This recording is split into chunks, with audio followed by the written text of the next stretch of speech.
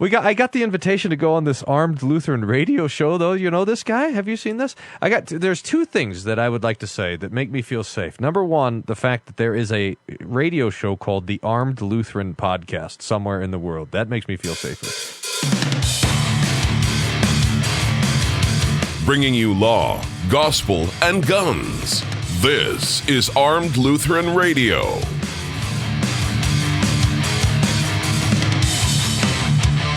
Hey folks, welcome to another episode of Armed Lutheran Radio, a show about guns, hunting, competitive shooting, the natural right of self-defense, and what God's Word says about the issues surrounding gun rights and gun ownership. I'm your host, Lloyd Bailey, the Armed Lutheran, and this is episode number 381. Thank you so much for making Armed Lutheran Radio a part of your week again this week. Thank you to all of you who are returning listeners. We appreciate your continued support, and hope you enjoy the show today. For those of you who are new, welcome aboard. Hope you enjoy what you hear today, and hope you will go back and check out the back catalog and all the amazing content that we have, and come back and visit us in the future. We would love to have you here. Today we have a variety show with a modicum of variety. It's me and Pastor Bennett again. Before we get that started, I do want to say thank you to all of the people who made this show possible this week and every week, the members of the Reformation Gun Club. Today, I want to thank Eric from Buckeye, Ohio, Drew from Excelsior Springs, Missouri, Ty from Sarasota, Florida, Matthew from Nixa, Missouri, Mark from St. Paul, Minnesota, Brian, one of our longest standing members, Brian from Riverton, Wyoming, George from Hammond, Louisiana, Dan from Indian Trail, North Carolina, Ethan from Auburn, Indiana, and Sam from Milton, Washington. Thank you all so much for your support, and thank you to all of the members of the Reformation Gun Club. Folks, we are listener funded. That means we don't have any advertising. You're not going to hear any plugs for products. The closest thing you're going to get to a commercial on this show is me telling you about the Reformation Gun Club now and thanking the members. That's as close to an ad or a commercial as you're going to get. But we still have bills to pay. We have things we have software, and we have hosting, and we have services that we pay for on a monthly basis, and these good people help make that happen. And if you would like to find out more about how you can support the show, if you would like to see it continue into the future, if you would like to join us for our online hangouts. This week was supposed to be an online hangout, but it was a nuts week. We'll get to that in a minute. So next week is going to be our online hangout. We get together with members of the Reformation Gun Club and have a great time, get to catch up on what everybody's doing, and talk about the latest stuff going on in the world. And you can be a part of that too if you join the Reformation Gun Club. Go to reformationgunclub.com. You can find out about all of the membership tiers. There are 4 tiers with annual memberships starting at $15.17 per year. That's a little inside baseball for you Lutherans out there. 1517, of course, being the year that Martin Luther is supposed to have nailed the 95 Theses to the door of the Wittenberg Castle Church. This today being Reformation Sunday, thought I would point that out. And memberships between the 1517 per year, you can also go up to the top tier, which is 1517 per month. Whatever you choose, there's different levels of benefits, all kinds of cool swag, access to hundreds of hours of exclusive content, and like I said, invitations to our monthly online hangouts, the next of which will be this coming week.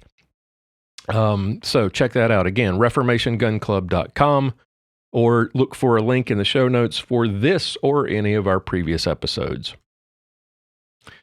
All right, as I said, this originally had been planned. If you listened to last week's episode, I was thinking this week would be our online hangout for October.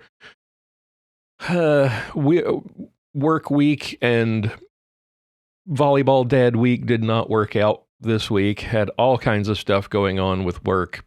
Bosses breathing down my neck over a couple of projects, so had to focus on that instead and put in a lot of extra hours. And so instead of that, you get to listen to me and Pastor Bennett, which is great, at least the Pastor Bennett part, I'm sure. But next week, we will do our online hangout and get together with members of the Gun Club. Looking forward to doing that again.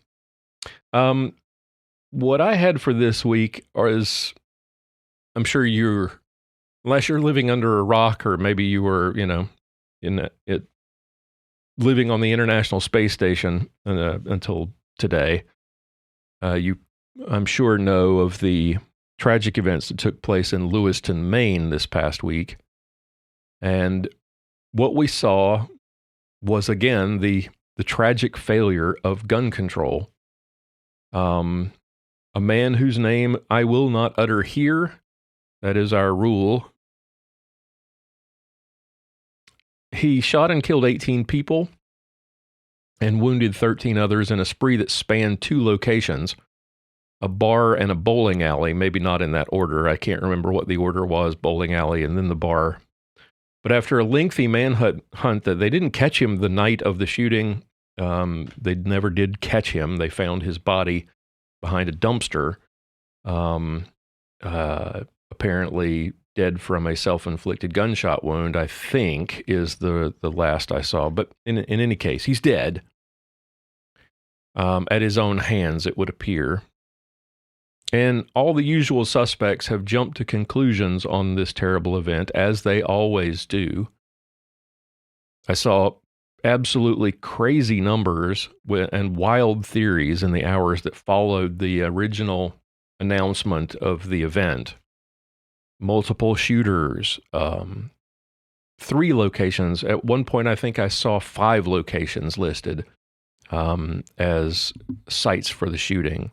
Middle Eastern males were suspected, and a wildly exaggerated body count and it turns out the shooter's name actually matched 2 different people, one of whom was, I think, a sex offender, and they look similar but not the same. If you look close enough, it's obvious it wasn't the sex offender guy. So there were all kinds of wild speculations, lots of wildly exaggerated numbers. At one point, I saw the body count at over 20 dead and over 60 injured. Turns out it was not the sex offender guy. It was a former, I think, a 20-year veteran of the National Guard. One guy, white guy, it usually is. 2 locations, not 3, not 5, and 18 dead, 13 wounded. Now, that's not to minimize the tragedy of those losses. 18 and 13 is awful, but it's a far cry from the 20 and 60 that were originally being reported. And I'm only pointing that out not to minimize the loss, but to point out how wildly inaccurate early reporting is on any tragedy like this, especially if it's gun-related, because there's a motivation for those numbers to be exaggerated. Social media will swirl with the worst and the craziest conspiracies and the most inaccurate numbers, particularly in the immediate aftermath of something like this. And that's why I always follow the 72-hour rule, as many of you know. It's a rule that was espoused originally by John Correa of Active Self-Protection. After 72 hours, you just don't even comment on anything for the first 72 hours, because you're going to find out that most of what's being reported in those first 72 hours is probably false. And most of it's just hearsay and suspicions. But once the facts are known, the immediate response from Democrats, from the media, is to swivel to gun control and wildly inaccurate and idiotic claims about guns, like calling the shooter's rifle a Ruger assault-style AR-15 weapon, which is typical media gibberish for, I don't know anything about what I'm writing about. That's basically what that means when you hear it. discussions of how the bullet fired by the AR-15 is not useful for hunting because it's just so powerful that it will destroy the meat in a deer. Which, for those of you who don't know and are listening, is completely backward. Hunters consider the round fired by the AR-15, typically the 5.56 by 45 millimeter or .223 caliber round, to be horribly underpowered when you're shooting deer. It's not recommended because you actually might only wound the deer, and that is not a humane way to hunt. You would ultimately end up wounding the deer unless you get a really, really good shot. And the deer would run away and die a prolonged, agonizing death. So that caliber is not recommended for deer hunting, which is why it's hilarious to hear Democrats in the media go on about deer hunting when talking about the AR-15. It turns out the shooter didn't use an AR-15. He used an AR-10. So those of you who don't know may be asking, well, is that 33% less powerful? Some media members might think that, but no. The AR-10 actually fires the 7.62 by 51 millimeter or .308 caliber round, which is more suitable for hunting deer because of the size of the bullet. The media are now, I saw, freaking out because they've convinced themselves for years that the AR-15 is able to blow 6-inch holes in steel plate, and blow people's heads completely off. And they're seeing the comparison between the round typically shot by the AR-15 and the .308 round that is actually used in hunting, and they're freaking out because it's so much bigger. Wait till they see a 50 BMG. Now, I know the Second Amendment hasn't got anything to do with deer hunting. It wasn't written for deer hunters or so that the early colonists could, put down revolts by deer. I'm just pointing these things out to show you how stupid these people are, as if you didn't already know. Anywho, I did see some smartasses in the media asking where the good guys with guns were. And it turns out the good guys with guns left their guns at home because the government and people like the smartasses who were asking these questions prevented them from being armed. Both locations where the shootings occurred were gun-free zones. And once again, we see gun control succeeds only in keeping law-abiding citizens from protecting themselves. And, come to find out, as usual, the shooter was nuts. He was committed to a mental institution for an evaluation last year, I think, or over the summer. No, it was over the summer. Said he was hearing voices, but he was released. And he was known to law enforcement. He had made threats against the National Guard post where he was stationed. That's an offense. That's a felony offense, I believe. Communicating threats against the government, generally frowned upon. And despite the existence of what Maine calls a yellow flag law, which allows family members or the state to petition to take away the firearms of a person who is in danger to himself or others, this guy was free and able to buy a gun and pass a background check. Why did he fail the background check or pass the background check? Should I say? Why did he pass that background check? Because the state failed to report him as they were required to do so to the National Instant Background Check System, NICS. Just like the shooter at the Sutherland Springs Church here in Texas a few years ago. The only difference was this happened at night, and the Sutherland Springs thing happened in mid-morning, and right across the street from the Sutherland Springs Church was a man named Stephen Williford who had a rifle that he used, an AR-15 rifle, to shoot at and ultimately take down that that threat in Sutherland Springs. No such thing happened here because this was inside the town of Lewiston and in the dead of night. Now, I may be wrong, but I don't think that most gun owners are opposed to background checks in principle. We have been living with them for years, for decades. We understand it's just what you do, and we do want something to keep the guns out of the hands of people who should not have them. But we're also not foolish enough to think that they're effective at accomplishing that task. And that's partly why we oppose the idea of so-called universal background checks. The system we currently have, well-intentioned though it may be, is broken. And this incident in Lewiston was another example of the epic failure of government at all levels to stop a crazy person from getting a gun and harming his fellow citizens. It's another in a long, long list of failures by government. So, as Democrats in the media and gun control advocates start calling for banning guns again, my response is simple. Fuck you. Not going to happen. You can't stop crazy people from doing these kinds of things, even when you know about them in advance, even when they're on your radar.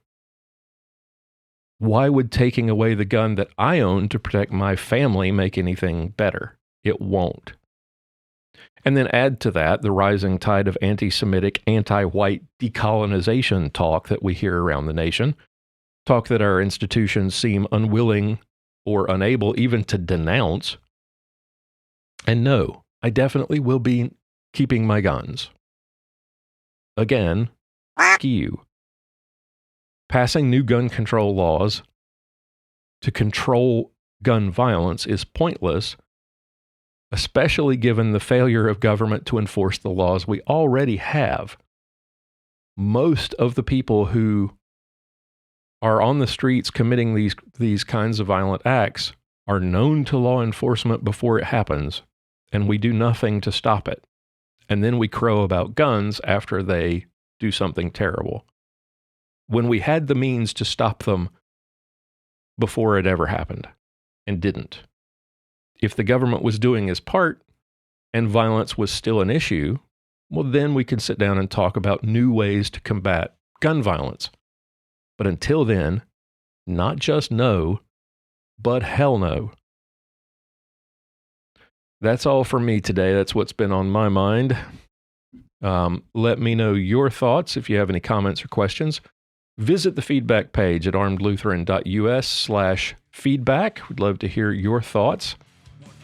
Time to turn things over to Pastor Bennett. I will see you next week for our online hangout, episode 382. Until then, keep shooting, keep praying. I'll talk to you next time. How to stir your hate. How about no? I will not comply. I will fight for freedom. How about no? I will not comply. I will not surrender. It's time for Pastoral Pontifications with Pastor John Bennett. I will fight for freedom till the day I die. How about no? I will not comply. I will not surrender liberty. It's happened once again, another mass shooting. I would be remiss if I didn't comment on this, since this is still fresh in our minds. Now, a lot of times, Lloyd and I comment on these types of circumstances, and I look forward to hearing Lloyd's comments when this is released, if he chooses to comment on this. And I think I should preface my comments for this episode. The truth is that when it comes down to the commentary that Lloyd and I offer in the Clinging to God and Guns episodes, it's exactly that. It's commentary. We aren't legal experts when it comes to legal issues surrounding incidents like this. Neither of us are lawyers. But what we do offer is our informed opinions. We present what we see as potential remedies to prevent similar events like this from happening in the future. And at the end of the day, though, It's just our opinion. I wanted to clarify that. Now, I opened up with that disclaimer because I think there's a tendency within the Second Amendment community, and frankly, this is probably true for just about every issue that people on the internet like to debate, where a person will do a few Google searches and they'll try and come off as an expert in that particular subject. I think we have far too many armchair experts out there who think that their miraculous Google foo certifies them in a particular subject matter. Much of what is offered by myself when it comes to my commentary on issues around the Second Amendment is my opinion, and it's my opinion that I've arrived at after a great deal of study and careful consideration.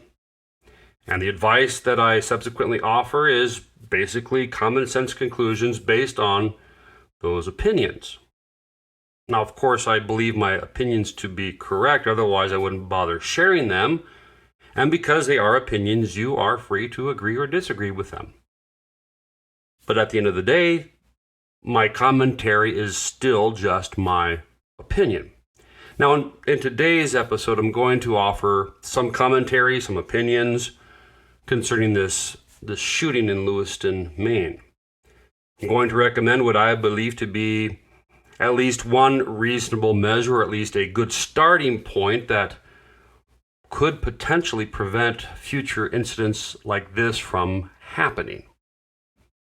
And at the same time, I'm going to present that while trying to still be faithful to an originalist interpretation of the Second Amendment. But I'm going to do something a bit different when it comes to previous discussions that I've either offered with my commentary or discussions that Lloyd and I have had together about these kinds of incidences. I'm going to be offering some expertise on the one area in which I would be considered an expert, or at least quasi-expert, on the theological issues surrounding this.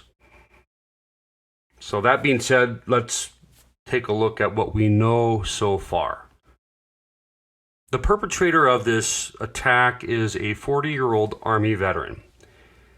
The media is already trying to paint him as a conservative. I bet they're really glad that, in their terms, this time it's a cis white male who's doing this instead of some purple-haired trans activist. What else do we know about this perpetrator? That he's a firearms instructor, and based on the images that the police have released of this perpetrator, he used an Armalite style rifle to commit this horrific crime.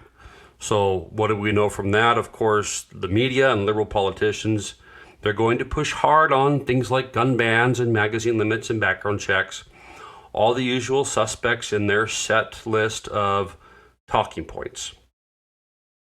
Now, I guarantee the one talking point that they will try to avoid as much as possible, and they'll probably only mention it by accident, is that mental health angle. That angle that we see in almost every single one of these shootings. That area of this debate that the left doesn't want to seem to focus on.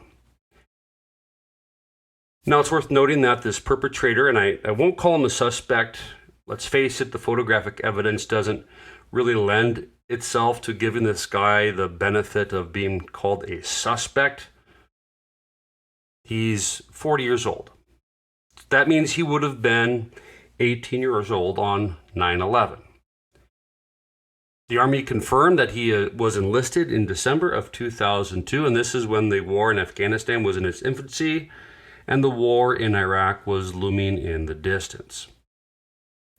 So I'm really curious to know if he was at any time deployed to a combat zone, and if he was, what was the nature of that deployment? Was there any PTSD that was a result of any action that he might have seen if he was deployed? Now, even if he wasn't deployed, did he lose any close friends in the conflict? Chances are that he would have, or at the very least, known people that were severely injured. I've never served, unfortunately, having a life of asthma had precluded me from being eligible to serve, but even I know someone who was horrifically injured in Afghanistan. So were there anything related to his time in the military that could be attributed to some sort of mental illness?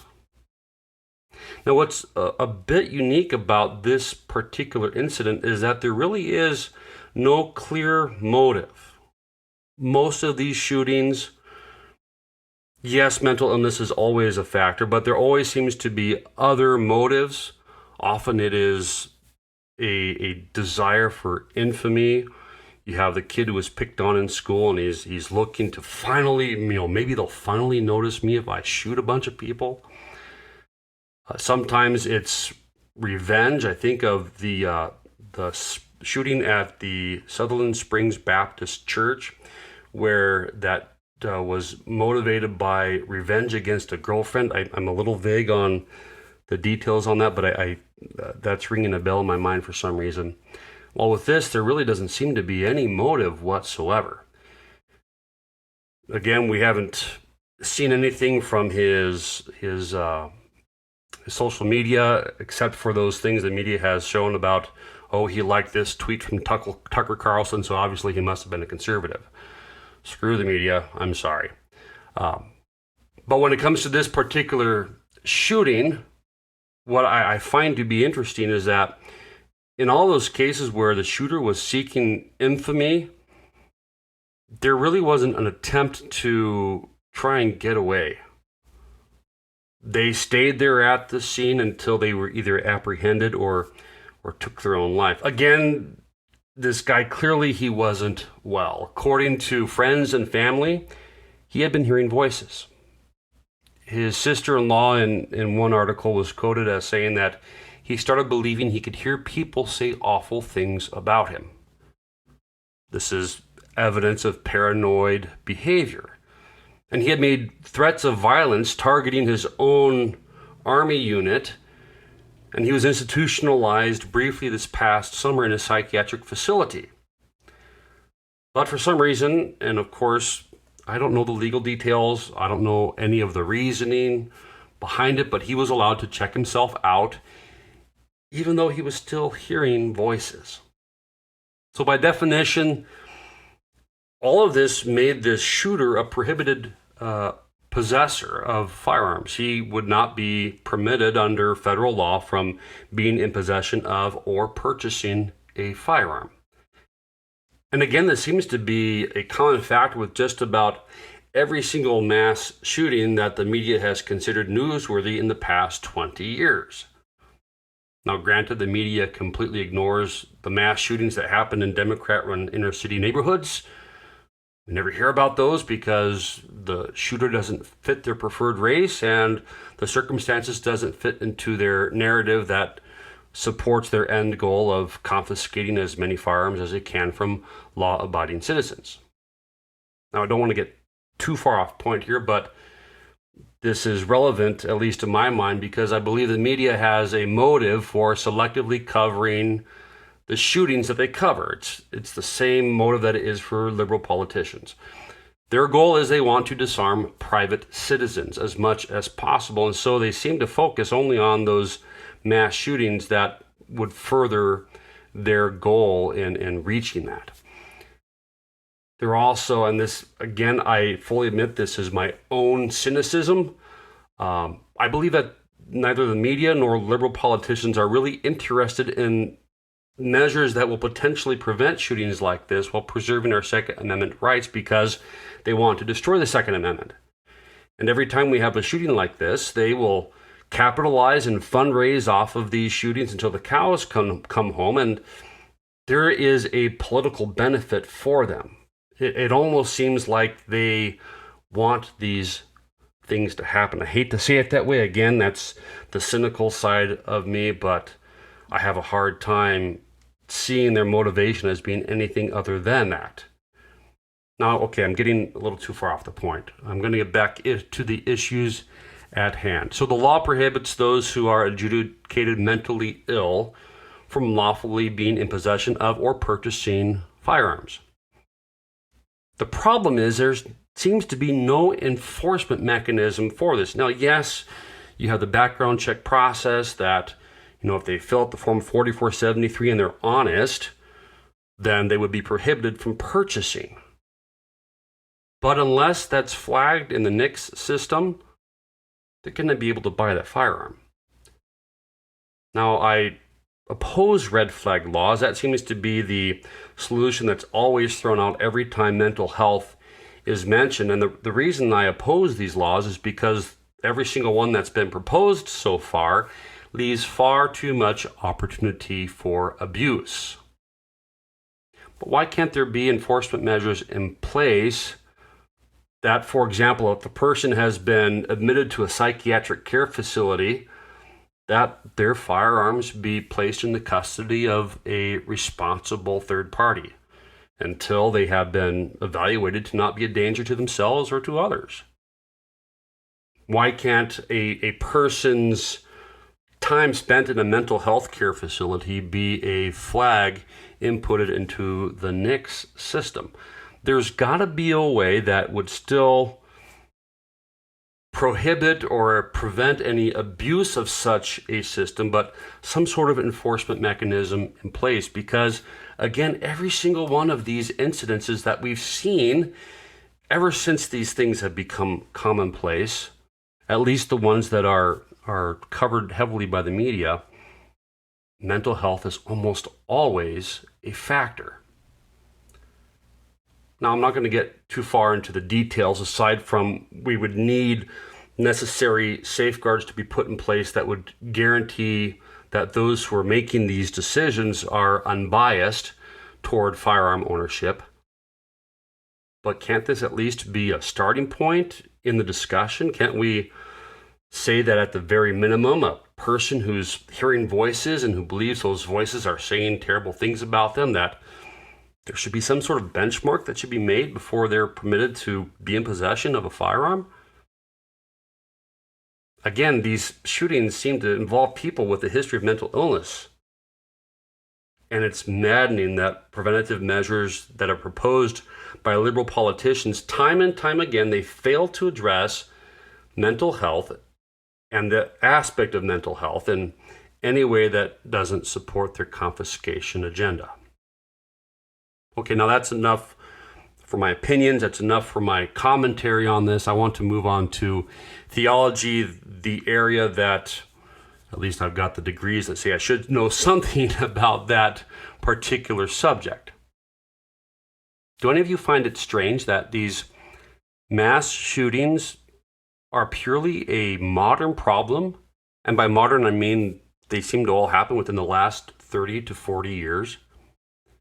Now, granted, there were mass killing incidences that took place committed by civilians who were deranged, and that goes back, hundreds of years. But as far as the frequency and the style of these shootings, it's purely a modern phenomena.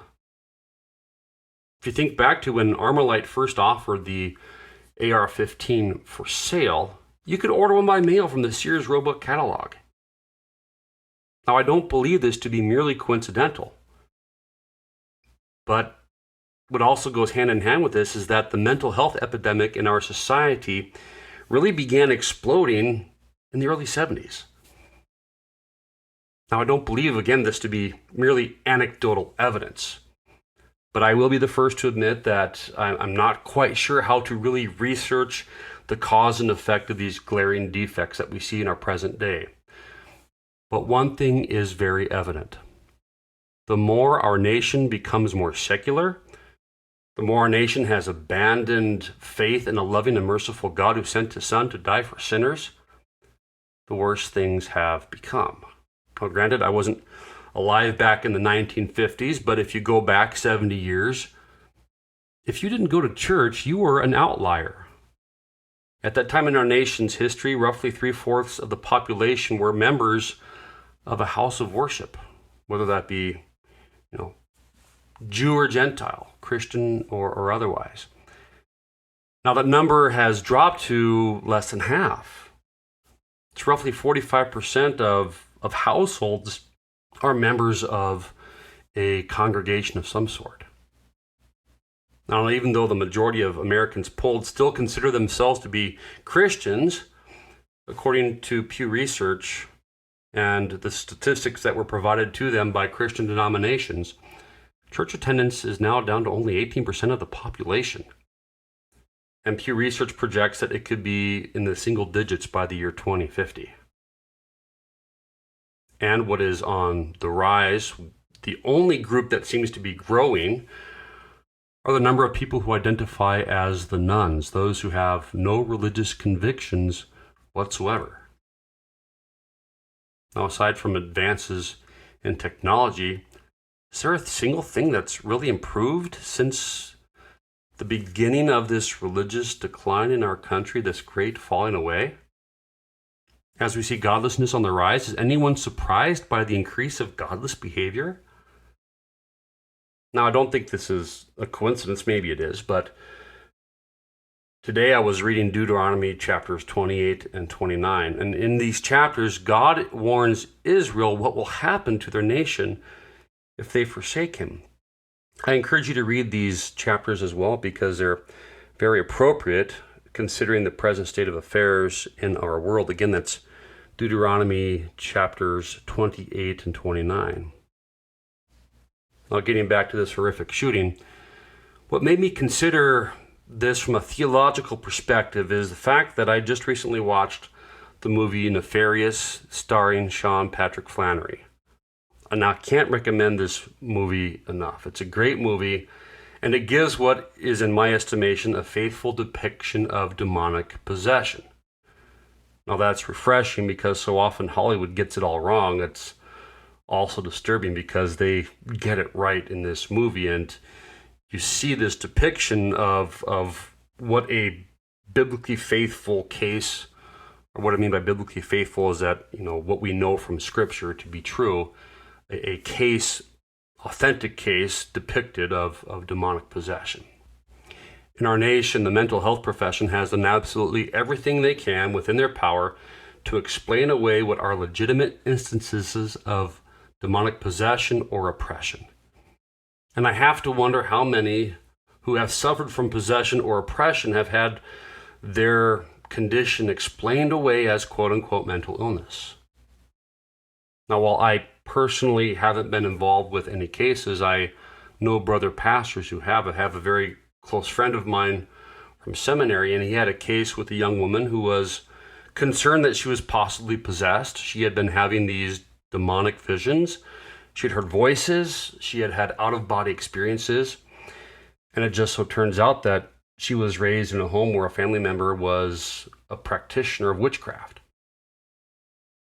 One thing led to another. The pastor arranged to conduct the rite of exorcism. And when he went to perform the rite behind the locked doors of the sanctuary, within the sanctuary, he heard indiscernible but ominous voices. There was banging on the walls and the doors, the sound of heavy footsteps in the sanctuary. The temperature dropped. There was a overall feeling of dread. The woman, she began talking in Latin despite having never really learned the language. And after several attempts were made, this rite was performed multiple times, that it was successful. Now, the one thing that was in common with this young woman, and is common with many other cases that have been shared with me from other pastors, is the hearing of voices. And it just so happens that with the case of this shooter in Lewiston, that he heard voices. Of course, it's being explained away as mental illness, but is this, in fact, a case of demonic possession? Now, in just about every case of possession, and this is depicted in the movie Nefarious, the possessed feel as if they were not in control of their actions. And they often engaged in behavior that was irrational. They would describe themselves as being just along for the ride, that the demon was in control. Now, even though many cases of possession don't include the possessed committing violent, murderous crimes, they often do engage in debased sexual acts and other depraved behavior. I have to wonder, how many times do we see instances of extreme violence like what happened in Lewiston, that what we're really dealing with is the demonic. Let's face it, when all comes down to it, Satan is the tempter, he's the father of lies, he is the accuser, he is the deceiver. Ultimately, he is behind all of it. He is the author of evil. And he is undoubtedly the one behind this shooting in Lewiston. Whether or not this shooter committed these heinous acts because he was possessed, we do not know. But it should be undeniable to us that this murderous act was certainly influenced by Satan. So what does this mean for us? Getting back to what I mentioned earlier, those readings from Deuteronomy chapters 28 and 29, we've got to stay faithful. We see this great falling away in our nation, how so many have forsaken our God. God's warnings came to fruition for Old Testament Israel because of their unfaithfulness. And as our nation drifts further and further away from the Christian moorings of our founding, I fear the same is true for us. Maybe I'm being too pessimistic, but I only see things as getting worse. I expect to see more and more cases just like this. But we got to stay faithful. And as it was with God's people Israel in the Old Testament, God preserved his faithful remnant. He preserved them through multiple captivities. And he's going to preserve us too. Even if we suffer, know that he is with us and he will preserve us as we cling to him in faith. Well, that's all for this time, folks. Thank you for sticking with me through this 24-minute long segment. I think this goes on record for my longest ever. It's been great to have you with me for this segment. If you have any questions or comments about this or any of the other segments that I've had throughout the history of Armed Lutheran Radio, please feel free to send your comments or your questions to the feedback page at armedlutheran.us. God's blessings to you all.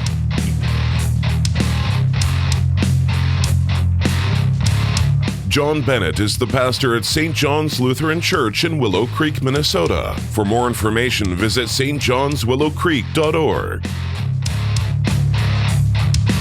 For show notes, be sure to visit our website at www.armedlutheran.us. Check out the Facebook page, The Armed Lutheran, or join our Facebook group, Fans of Armed Lutheran Radio. If you like what you hear, please leave us a comment on our feedback page at armedlutheran.us/feedback or a review on iTunes and let us know what you think. Thank you for listening to Armed Lutheran Radio, a member of the Self-Defense Radio Network.